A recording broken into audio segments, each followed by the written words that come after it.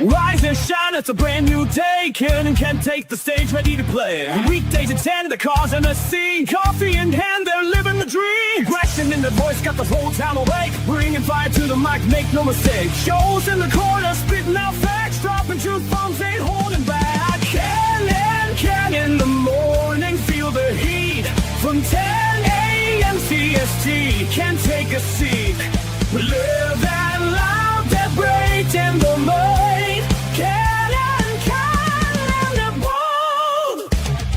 Light up your speakers, crank up the sound. They're talking about life upside down. Opinions exploded like a sonic blast. In the studio, they're built to last. With passion and grit, they engage and ignite. Every single week, their foes can't fight. From sports to politics. This is a Huddle Sports Network broadcast. You can find us on Roku TV, Amazon Fire TV, Facebook, and of course YouTube. Get all your NFL news here first. Good morning, and welcome to another edition of Ken and Ken in the morning. And good morning, Fred. And look, I'm going to give Fred and I'm going to give Ken both some credit where a lot of their fan bases have ghosted on shows after this weekend. And why have they ghosted on the weekend? And not to rub salt into an open wound, Ken, but I'm going to add salt. On the fake, Williams looking downfield, launching downfield, going for it all! It is caught! Bears win it! DJ Moore! I know that's painful, Ken. I'm sorry. But hey, the Bears won on an absolute miracle. What can I say?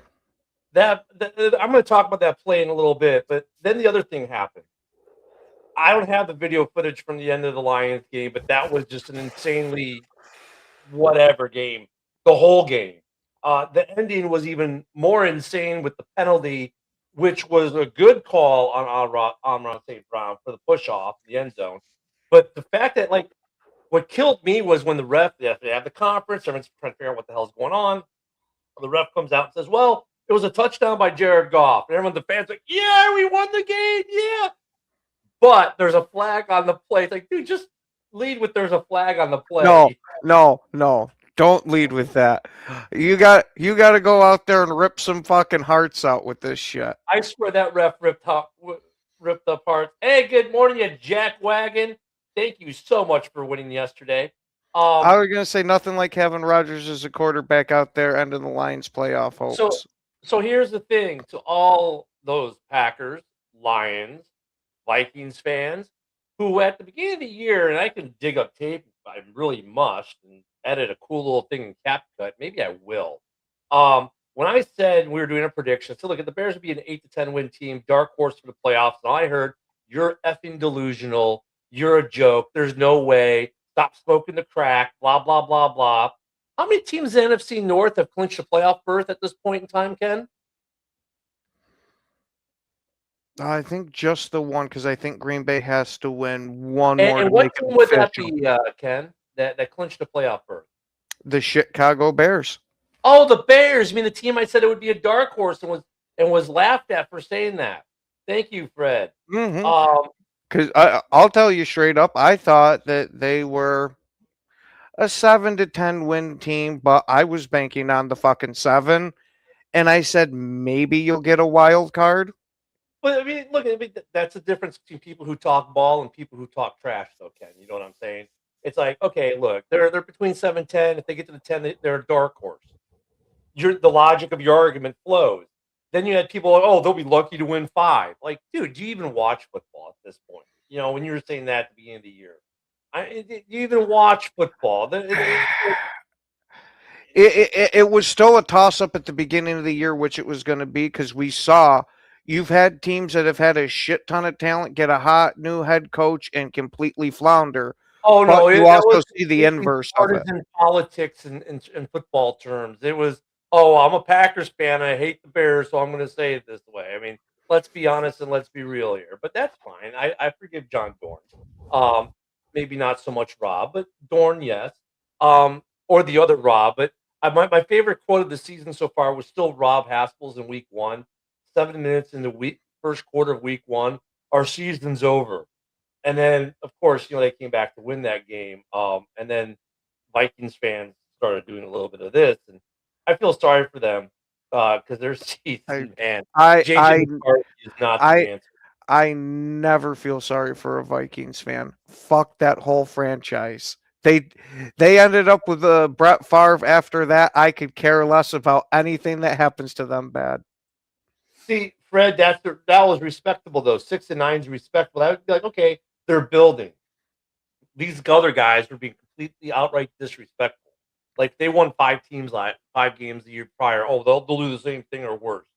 Like, really, dude? Like, that's a little respectful. Say, okay, and that was after we saw the additions that were made to the O line and the coaching change and a lot of the other But teams. we also, to be fair to the other argument, is we saw with the Jets a high priced offensive line does not always equal it coming out to being one of the best lines. Because the Jets went out and they got a shit ton of people and spent some money. Actually, Ivan, you're wrong. I can say that because we did it in 2018 with Matt Nagy. The Packers did it with when LaFleur came on. A lot of first time head coaches actually have. Look at this year. Look at 3 teams that have clinched playoff berths: Chicago, Jacksonville. Those 2 firstly, and then lastly New England. What's a current theme with all 3 of those teams, Ken? No, they happen to be in the playoffs. What else? They all have brand new head coaches. 2 of them are rookie head coaches. Yeah, I was gonna say it's now at where it's a crapshoot history wise. It's almost to where at least in my mind right now to where it's dead even to where he's either going to be a bust or he's going to be awesome, and we don't really have a majority. And look at yeah, dude, they have to have time to come back. And let me go back up to Ivan here, right?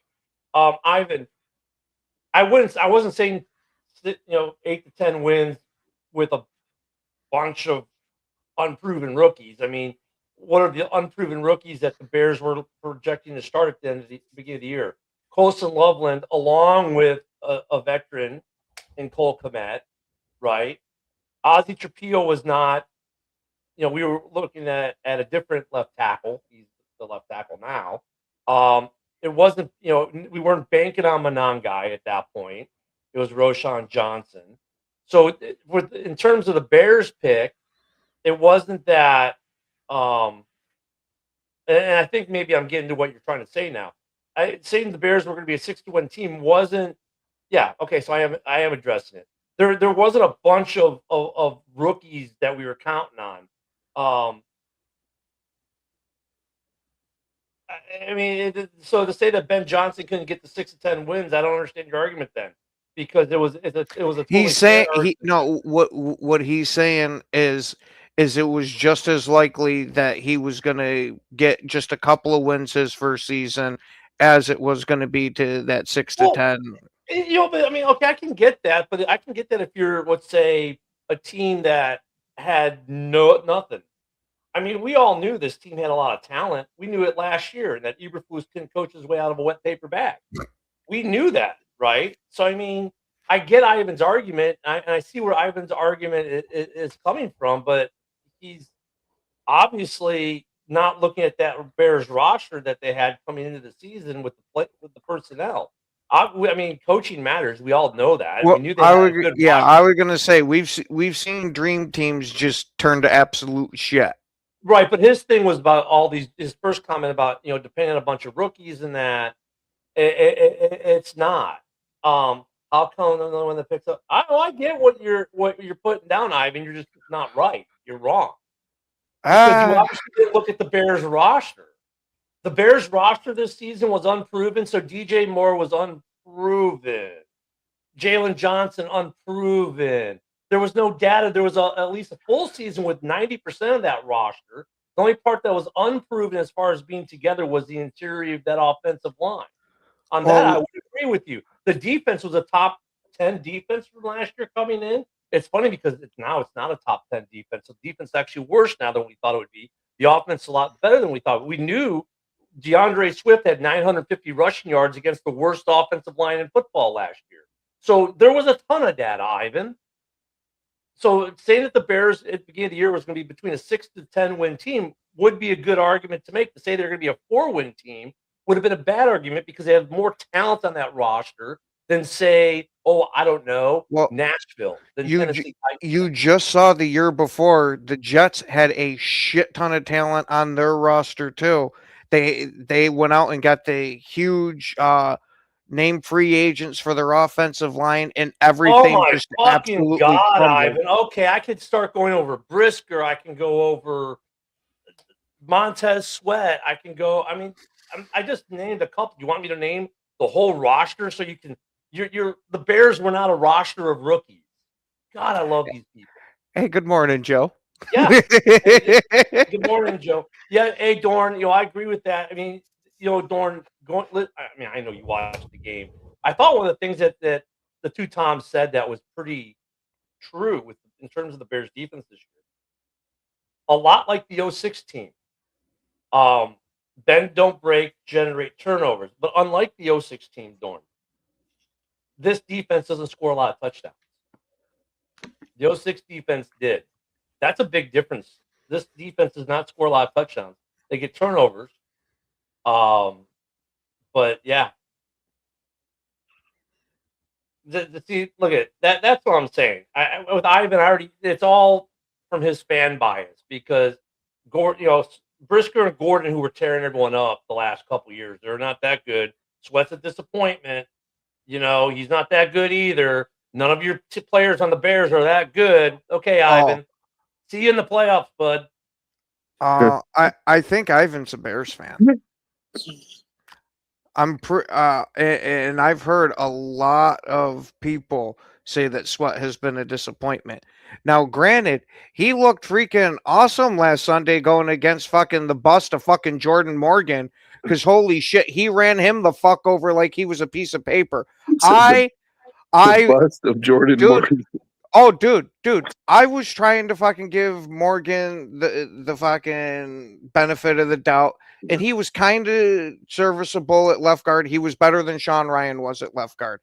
But as soon as we put Belton in, he's found himself off the roster, off the starting lineup, and now that we had to have him start a full game at right tackle, I do not want to see him at tackle. We better re-sign Rasheed Walker. And you need to replant your guard, and Dorn, you're right. Whoever signs Willis next year, if it's not the Packers, is getting a very solid quarterback. Ken and I were talking about this before the show. I hope, beg and pray, we re-sign him as Willis the backup. is in a group of maybe 5 backup quarterbacks that I would consider elite in this league as far as backup quarterback. I just want to know, what you meant by the bust of Jordan Morgan. Is it Jordan Morgan? Mm-hmm. Yeah. What did you mean by the bust? Did you mean that he's an overall bust, or did you mean like the Hall of Fame bust? Like, you might as well have had a statue. He was out all there John Genty bust. I don't give a shit what kind of bust you want to call this bitch. You could call him the bus on a milkmaid, and that'd be just about as fucking helpful as he has been. Speaking of bust, the Raiders. Yeah, I am totally off the Jordan Morgan train. You must not have seen that game yesterday, because Ashton Genty went off yesterday. No. That's what I'm saying. After watching the game yesterday, and if you're a Raiders fan, you got to be going, why the hell do we have Geno Smith and we got Genty, who against the number 1 defense in his league put up over 200 yards and 2 touchdowns? And you're like, man, if we had a confident offense, we could have won a shitload of games with Genty back there and with Brock Bowers.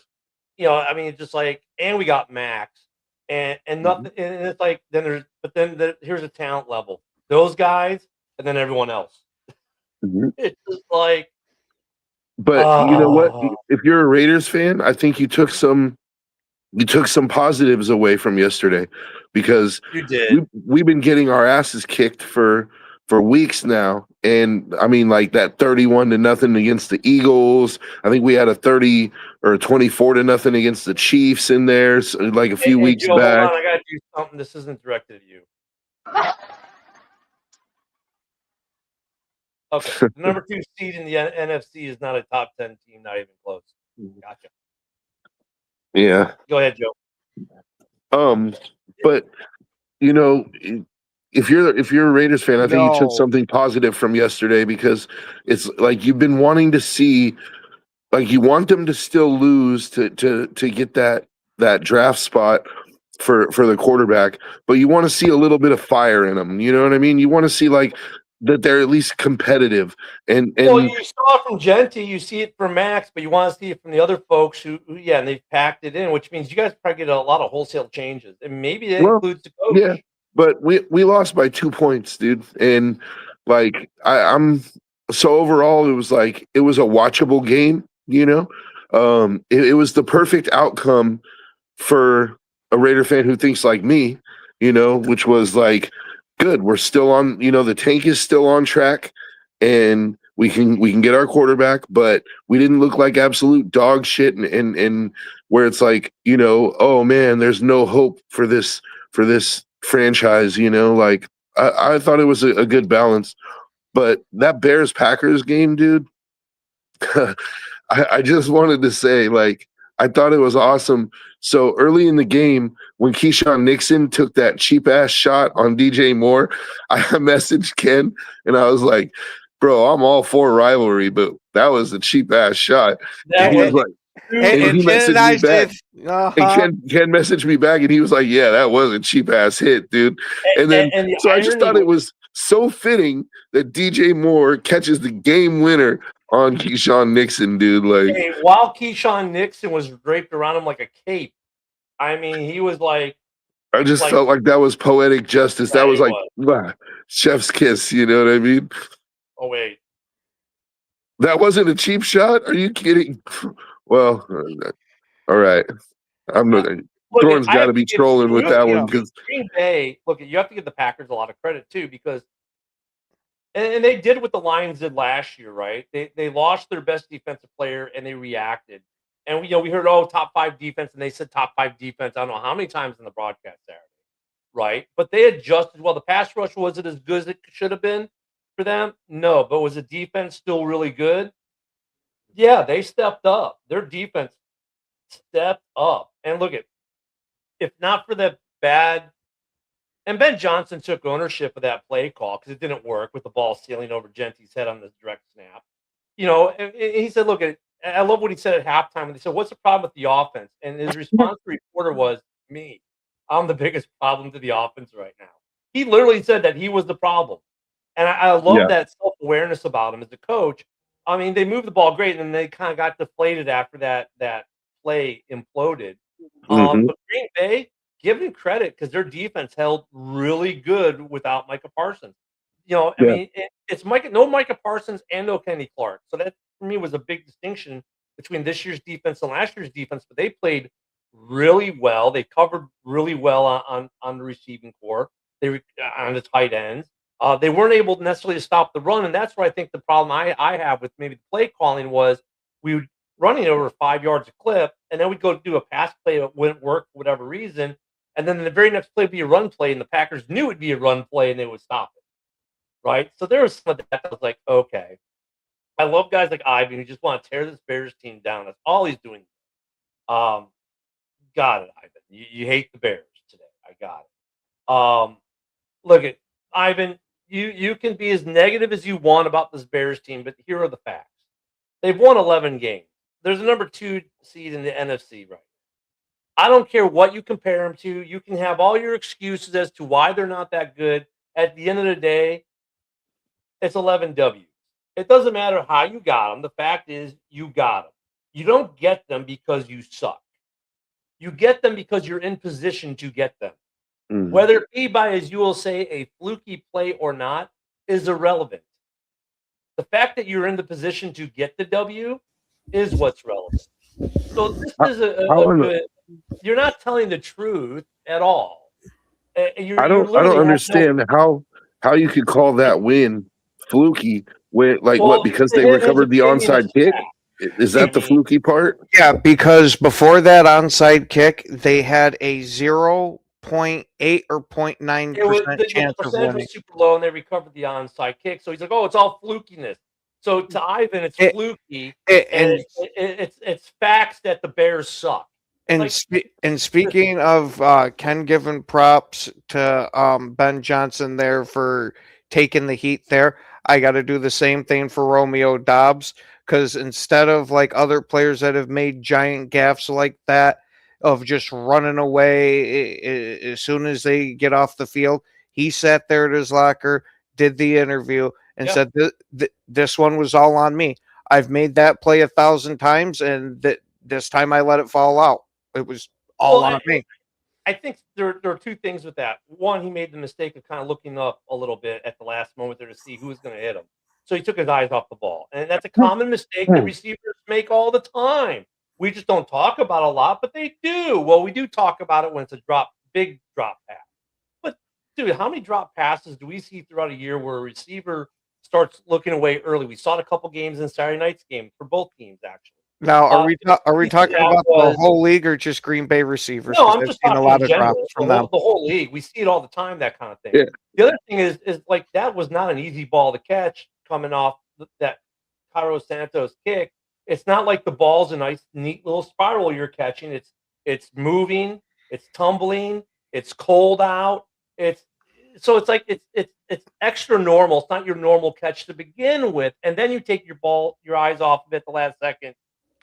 I mean, and the reason I quantify the second piece is we see what happens when the ball's a nice, tight little spiral. It's a very nicely thrown ball that you should be able to catch easy.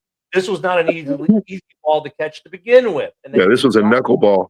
It's a knuckleball. Thank you. That's what I was You looking know, for. and I saw in the NFL Reddit app, the NFL subreddit, like on that game thread, there was a lot of people that wanted to run Dobbs out of town on a rail, dude. Like they were like, Dobbs has got to go. Oh Like yeah. Romeo Dobbs can die. I saw No. Romeo Dobbs can die. Okay. That is absolutely way too far with it. Now, am I with the fact of we can let Romeo Dobbs leave in free agency? You know, I'm a part of that train, and it's not like the guy hasn't done anything for us or this and that. He's got a great helmet. My issue with him is that he's just so up and down with it. I want more consistency out of the receiver. Hey, So, but there was some Packers fans that were going full on Ray Finkel, dude. Like, you know what I mean? They were like, Look, Romeo Dobbs had a good game overall Saturday until that last play. Because really, without Romeo Dobbs, he was the receiver that was getting the ball in the offense. Oh yeah. That's who Malik Willis was looking for each time he was throwing the ball was Dobbs. Well, yeah, 'cause you can't miss that helmet. "Hey kid, I made some refreshments, Dan. Would you like some refreshments, Dan?" And I'm telling you, dude, they were like, "Die, Romeo, die!" Like, oh my god, dude. I was like, guys, I mean, I get it. It's the Bears Packers, but like this man he's a human being and he made a mistake, dude. He's not the first Green Bay Packer to drop an onside kick and lose a game. I remember there was one back in. Did you really have to bring up fucking Brandon Bostic? Because I can tell you that is exactly 1,000% why Romeo Dobbs got all the hate that he did. I'm aware. Because as soon as I watched that, I'm like, holy fuck, it's Bostic all over again. But at least this one didn't hit him in the face, it just hit him in the belly. Here's another thing. I want to give both place kickers for both teams a lot of credit. And granted, Green Bay's field goals were more like chip shots, right? But we saw how that wind was on a throw 20 yards out, let alone kicking from 28 or 30 yards out. And then you look at Santos from 48, 50 yards out, bending it like Beckham, right? Which then leads you to the Caleb Williams throw. That ball was in the air for 60 yards, that touchdown to DJ.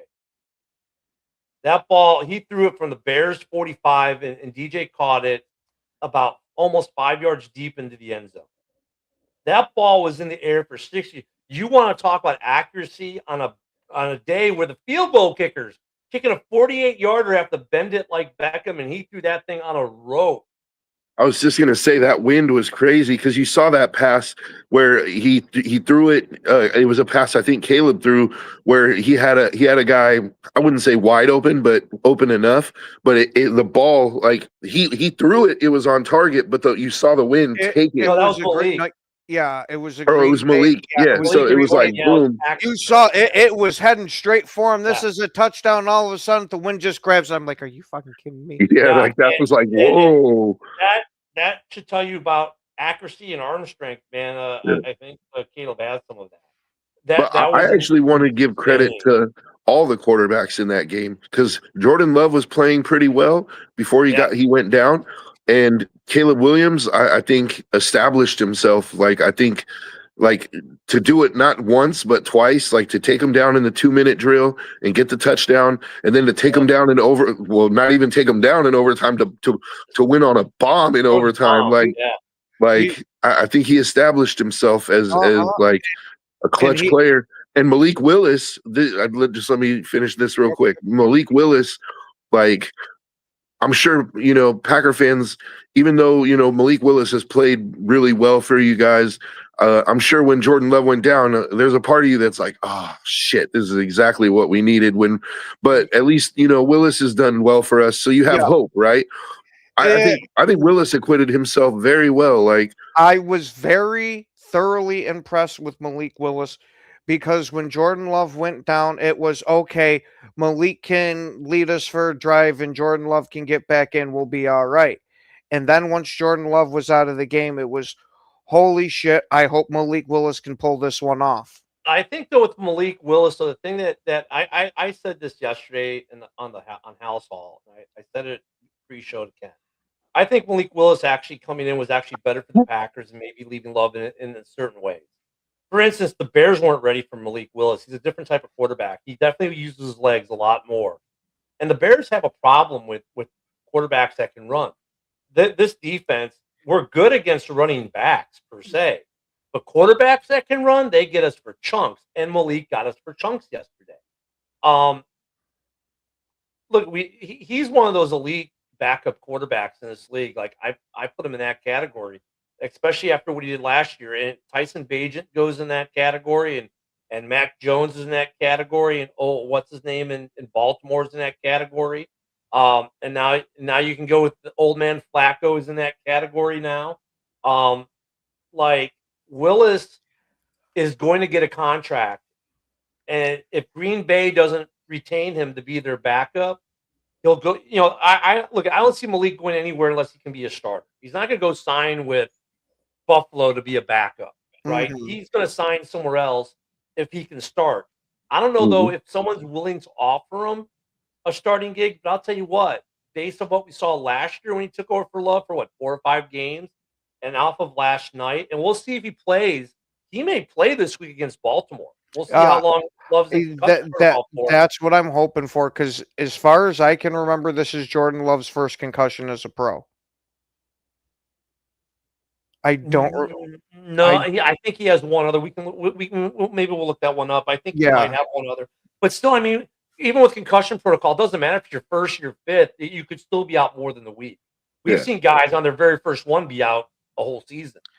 Okay. Can everybody stop going after my backup quarterback? I'd like to fucking keep him here. Yeah, but I don't think you're going to be able to, man, because I think Willis has shown that he's and let's be real about it. Like, to anyone who was going to say, well, he already had a chance to start. He started for the Tennessee Titans, right? Like, who, like, you see what they are and what they have been for the last few years. Like, I wouldn't really call that a legitimate starting shot. I think he has a chance to go somewhere where, a team is a little better than the Titans were. Ivan's got a good case, though. I'll agree with Ivan on this. The Colts are a good landing spot because, look at Indiana Jones is going to be out for probably 4 to 8 games next year, at least, right? On this Achilles, probably. He's not starting the season. Malik Willis has a real good chance of being a starter and might be a cheaper option than Mac Jones. Both those guys are looking for contracts. So, yeah, Willis could go there. Mac Jones could go there. Arizona, I think if they move off of Kyler, because there are grumblings that they want off his contract. There are some grumblings starting right now, but I think they might do it in the draft because they're going to be drafting well enough where I also wouldn't be shocked if they stuck with Jacoby Brissett because he's actually made that offense kind of hum a little bit. It's not anything like super amazing, but good enough till maybe you find the permanent guy. If Vegas can't get a quarterback in the draft, but I think like there are a couple teams. If you look at the top 10 draft positions, only like 2 teams really are looking for a quarterback. And I don't know if Arizona, draft one. They might be signing one instead, but it's going to be interesting. Brissett, and like I don't know how much faith I have in this rookie class of quarterbacks. I mean, this year is not really setting up a ton of fireworks on this quarterback class either. So I could see where if you're Kyle, they're going to move on from Kyler. I don't know if you bring in Willis, you might keep Brissett, but then like Willis makes sense in Indy where he knows he's going to at least start for maybe half the year, and if he's doing well, they're not going to look at.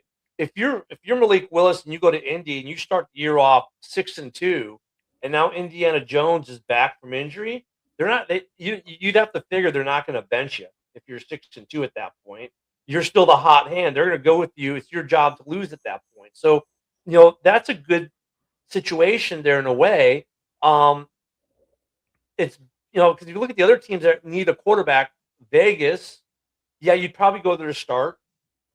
But what do you have around you? So Vegas is one. Arizona, like I said, if they don't draft one, I don't know if they get rid of Kyler. If they get rid of Kyler, maybe they keep Brissett. It's going to be an interesting offseason, but Willis definitely has afforded himself or put himself over last year and this year in terms of his backup quarterback play so far to get a contract. And he might get, and we'll see. I don't know. He might get a start this week against. Look at this Packers Ravens game is going to be a barn burner this week because they're both playing for their playoff lives in one way or the other. Because I thought the Ravens are damn near eliminated. They have to win out, and then okay. Are you guys? I think you guys are the noon game. If you're the noon game, at that point they won't know if they're eliminated. No, we're playing on fucking Peacock or fucking Paramount on Saturday. On Saturday, but when do the Steelers play? Oh, hold on. Here, I'm looking it up right now. Yeah. Honestly, with Arizona, Steelers do play at 1 on Sunday. See, so at that point they won't know if they're eliminated because the Steelers have to win a game. If they win out and the Steelers lose out, they can, I think, still get in. They're not eliminated yet. Yeah. The Packers obviously need to win at least. Look, the Packers need to win one of 2 things. They need to either beat the Ravens or beat the Vikings, or the Lions lose a game. That's all they got to do. They control their destiny. The Lions have to lose out, and the Packers the Lions have to win out, and the Packers have to lose out for the Lions to get in. So the NFC is pretty well buttoned up overall. Well, if the Bears lose out and they win out, they can get in as well. So I mean, it's a pretty simple scenario in the NFC. The seeding positions, I don't know if anyone now can catch. Well, after tonight, we'll know about the 6th seed. If San Francisco is pretty much going to be locked in, where they may be locked. If they win tonight, I think they kind of lock in the 6th seed. So, look, we're going to have a Bears-Packers game in a couple weeks again because why not? And if Green Bay wins out and Chicago happens to lose out, Green Bay still can win the division. Yeah. Yes, that's what I'm saying. That the North is the only thing somewhat complicated. It's not uber complicated. I was gonna say I'm definitely ready for a rubber match in the playoffs. Well, we're gonna get a rubber match either way in the playoffs, whether it's in Chicago or Green Bay. I sincerely don't care where. I just hope Jordan Love gets to play a full game. Yeah, Fred. Mathematically, you're still in it, but for all intents and purposes, yeah. I mean, yeah. Um, and we're gonna get a third game. And look, I'm actually happier to play the Packers in the postseason to start it off than the Lions because, like I said last week, it really sucks to play a team twice in 2 weeks. I'm like, that's just I hate. I like the NFL puts these division games back to the end, but then you get in this kind of situation. I don't care if those Packers Lions. I would say the same thing. I just think it's really sucky as a fan to have teams play twice in 2 weeks. It's like, give them a little bit of space in between the games, 2, 3, 4 weeks, whatever. Nah. Put for when it comes playoff time, put that sumbitch right back to back. I don't give a shit. We'll beat the shit out of each other this week, next week, and Yeah. I'd say the week after, but somebody's going home. Yeah, someone's gonna go home on that one. So I mean, there we go. They don't have to win out to get No, in. we don't have to win out. Green Bay only needs one victory out of either of the two or a Lions loss. So here's what we go. The Bears go to Santa Clara on Sunday Night Football next week. If the Bears win that game, they clinch the division. That makes that easy. If the Lions lose next week, the Packers clinch a playoff spot. That makes that easy. If all three of us lose next week, the Bears still clinch the division, and the Packers still clinch a playoff spot. Yep. So, I mean, it's the NFC North is the only thing complicated because the AFC South is simple, right? I was going to say that's not even complicated because out of most of those scenarios, we get in by the two greatest words in the English dictionary: default. Yeah, exactly. I mean, and then you look at the other question marks. You know, the NFC West, all three teams are in. It doesn't matter who's going to be on top of that division. Fine. If you look at the South, it's like, okay, if Carolina loses this week and Baker pulls off a win, week 18 is for all the marbles. Even if both teams win, it's still for all the marbles, and then they got to go to a tiebreak. So, you know, the South could be kind of, you know, look at if Carolina wins and Tampa loses, that division's over, right? And that wraps up the South, and then it's just the North. And if we all three lose next week, cool, that's wrapped up too. The NFC West gets a little more complicated with it being a 3-dog race. But the playoff picture is taking shape. But I just thought it was funny that at the beginning of the year when I said, look, you know, 8 to 10 is what I expect, and a dark horse, and just that the idea of the Bears being a dark horse was laughable, and yet they're the first team to clinch in the NFC North. You know, even a couple weeks ago, the Bears won't make the playoffs. Well, guess what? They've made the playoffs. They've clinched. Which I'm like, look I'm on house money right now, so I'm happy. I mean, not only did we get 11 wins, we beat the Packers. Hey, I've seen improvement. I've seen what I needed to see. If we can go further, this is all house. This is bonus money. This is the Bears playing free right now. And, you know, it's been an interesting year. And it goes to what Ivan said about fluke plays, this, that, and the other. Look, we see this every year with teams that go deep in playoffs. Like the teams that, I don't know if you can generate luck, right? But the thing is as you start to get some of these things, right, you get a confidence in your team that you can come back and win these games. Like to the fault, they asked Bears player, you know, guys about the game this week. Oh yeah, we knew we could still win this game because they've done it before. So it kind of builds that kind of resiliency within teams. Some teams have resiliency, some teams don't. A team that didn't have any resiliency this year, Washington. After that Bears game, they went on an 8-game losing streak. Kind of like how the Bears went on a 10-game losing streak after losing on the Hail Mary. So once again, Ivan, you know, these things happen for reasons, right? Some of it's coaching, right? Some of it's being able to be resilient. Some of it's creating your own luck. You know, some of it is, just getting lucky. That's all part of the game. And there's a saying, you know, for a reason, sometimes it's better to be lucky than good. Like, you know, I'll take the lucky team in the playoffs, man. Like, when the ball bounces, when the ball seems to be bouncing your way, like, that's a good feeling, dude. Like, you know, so. I wouldn't say the And Bears are a dark horse. I'm to not make saying the that they're. playoffs I'm not. every year. Oh, I was going to say I'm not saying that they're lucky and not good. I'm just saying that I think they're pretty good, and they're. I wouldn't. The ball seems to be bouncing their way a bit. That onside kick definitely was against the odds, and it went their way. So, like, they seem to have a little bit of luck on their side too. So there's nothing wrong with that. But I wanted to talk about the epic meltdown in Tampa Bay, dude. Like, they started the season looking like a Super Bowl contender, and now they'll be lucky if they win their division.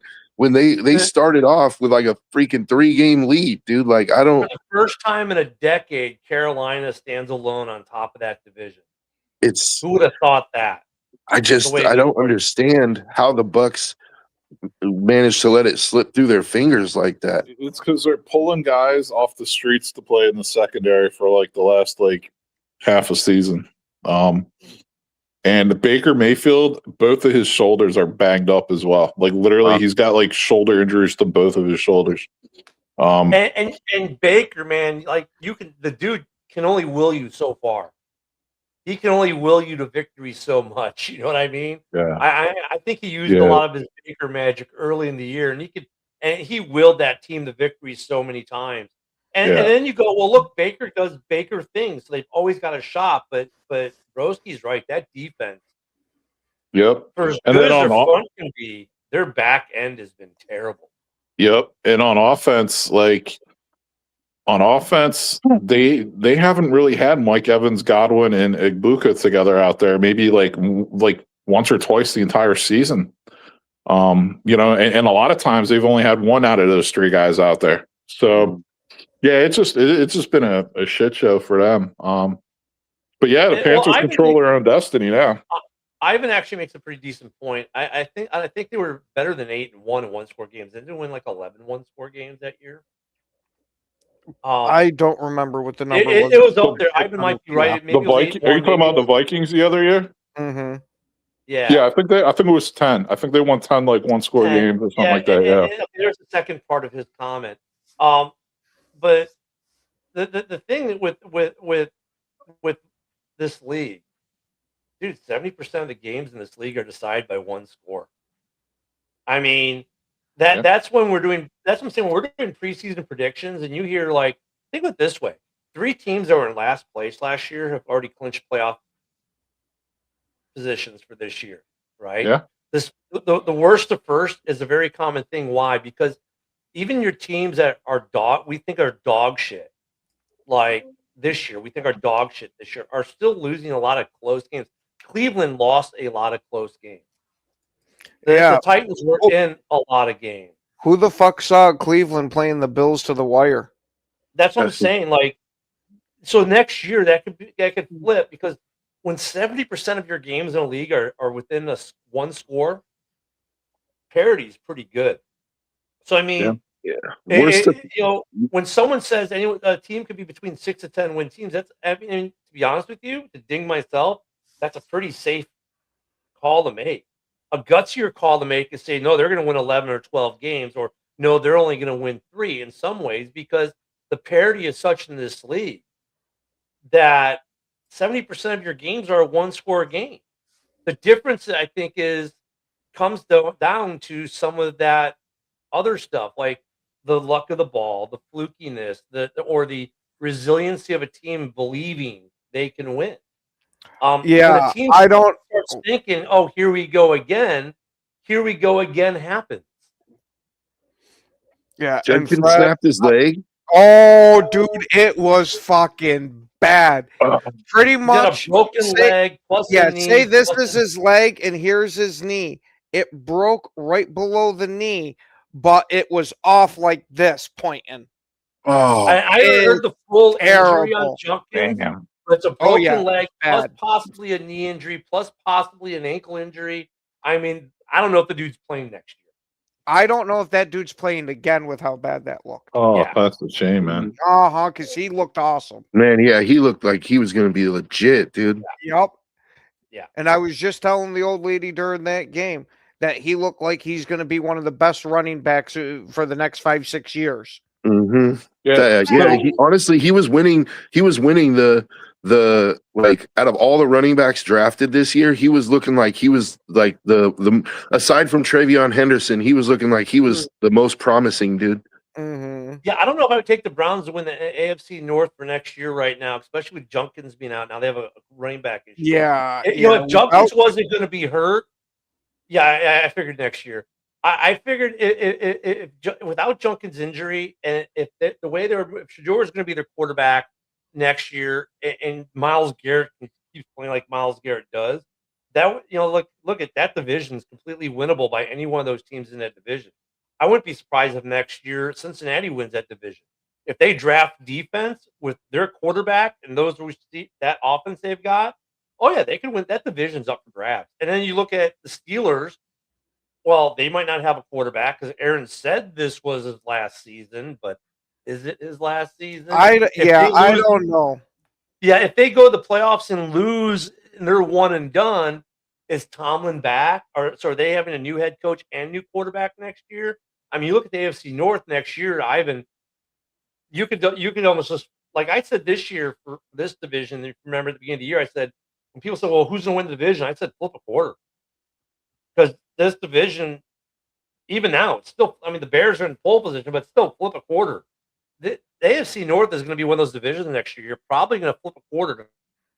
If I'm Cleveland, I'm looking in that 7th round. I'm going to get me a Rutgers running back. There you go. And yeah, Bill, Jacobs would have been our emergency third quarterback if it came to it. So, guys, I didn't really catch the show at the beginning or like the first half of the show. Did you guys touch on the Steelers Lions game at all? Did you get into that? A little bit. Yeah, tiny bit. So I wonder if this, from what I've seen on social media, I thought the Packer fans had cried a fair amount, but then I realized most of that's just Bill the Packer fan doing what Bill does, and that's cool. But like on X, like, dude, Lions fans, oh my god, yeah, they are unhinged. Yeah, they're which to me is ridiculous because it was a clear push off.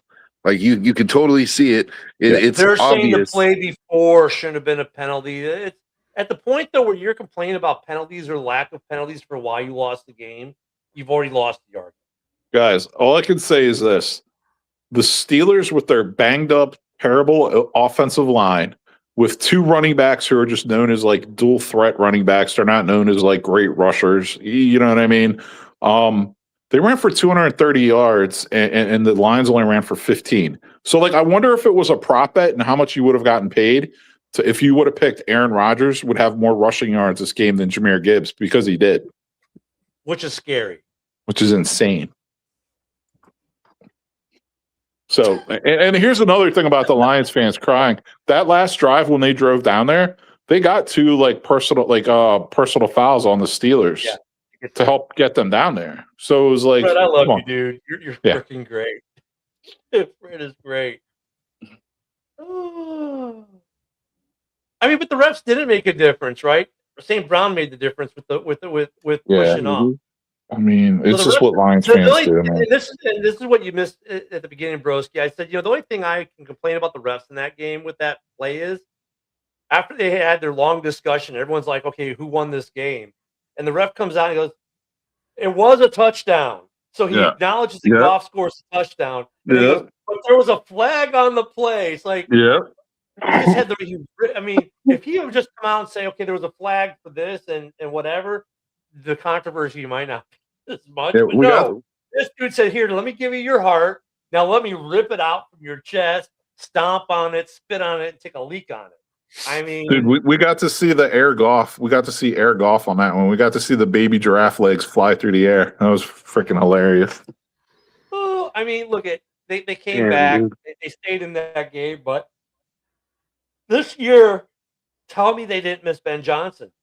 They did. It was obvious. Yeah, they were mortal. I'm still thinking about Judkins, man. That sucks, dude. Dude, that's insane. Oh yeah, because so it was worse than the Chubb's leg break. I'm gonna say if it's not worse, it's at very least on par with it.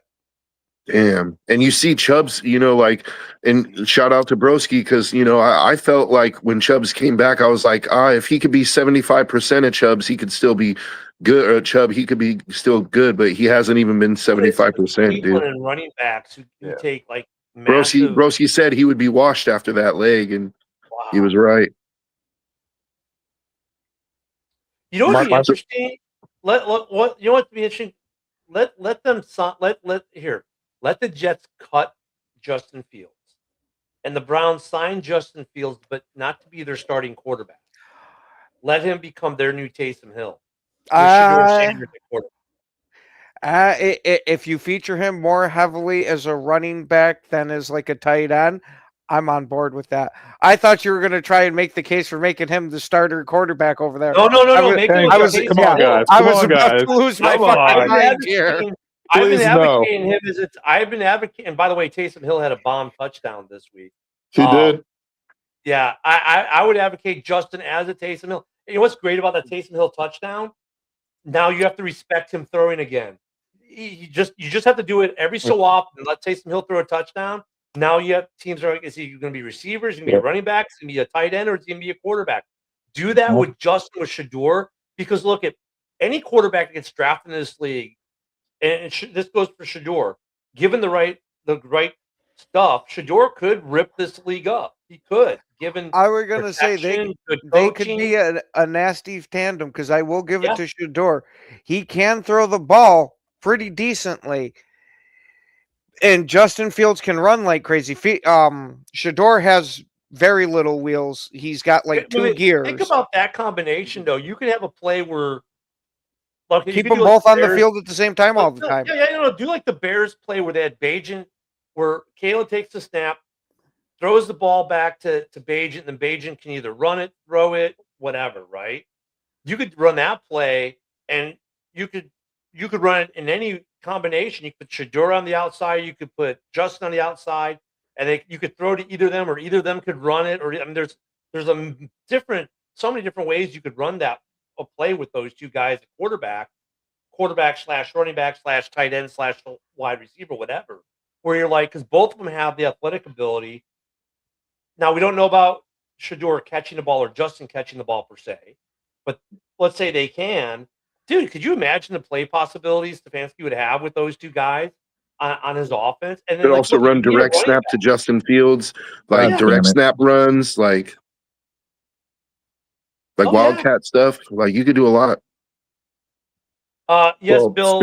I love that bomb from Caleb into the end zone for the touchdown. I was going to say, speaking of guys who can run and throw, a quarterback who's really looking good, and he was one of my guys going into this draft, Tyler Shuck, man. Dude is really starting to look like he belongs. Like he's looking like a legit franchise quarterback. He's got that kind of potential. So you look at the draft this year, it's like there aren't many. As a quarterback, I think maybe, but I think he can do what Tebow refused to do, but do what a certain Swiss Army knife in Nola did, and have he shows that you can have a very long career in this league as a quarterback that doesn't play quarterback. Did you guys get paid to do it? I hear you. Did you guys see that hit on the Steelers-Lions game? It was like one of my favorite plays of the game. It was fourth quarter. That big motherfucking tight end, Washington, caught a pass, all 6'7", 310 pounds of him. Did you see him truck little DJ Smurf Reed, the little 5'8"?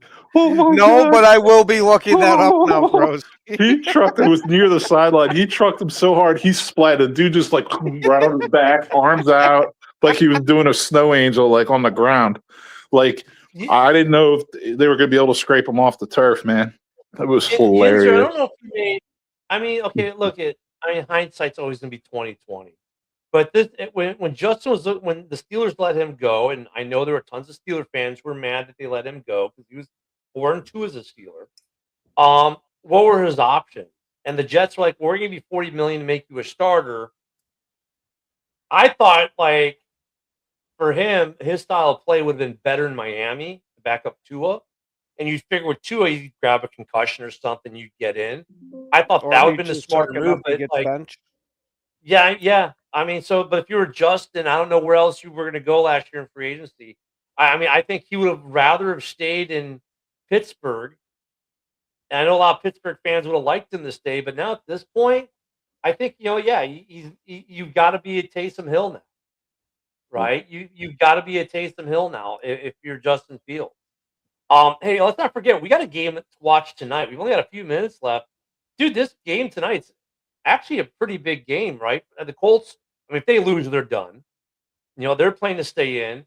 San Francisco's in. So is there maybe a little bit of a letdown because they were in yesterday by default with that Lions loss. They're in. Is there room for the Colts to win this game in Santa Clara?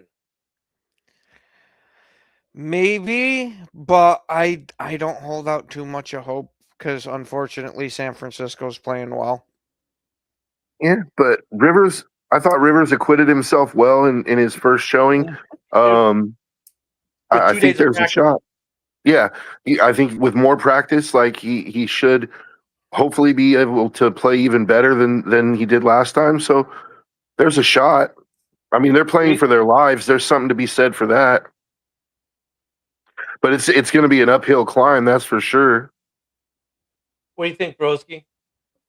Yeah, I mean, Brock Purdy's the quarterback. I mean, he can fold any week, in my opinion. Like he could have a random 3 interception week and keep the other team in the game. That's how I look at it. So, yeah, I'm curious to see how this game plays out, man. Definitely has some ramifications for like NFC seeding, who's in, who's out, that kind of thing. I mean, yeah, I think if they win, it puts a little pressure on the Bears to keep winning, to keep 2 and not fall to 3. Because there's that scenario too, where the Bears could theoretically fall to the 3 seed. Correct? Is there? I'm trying. No, there. Well, yeah, there is, and that's on the Eagles. That's the Eagles, though. For the Niners, it makes sense for in the division.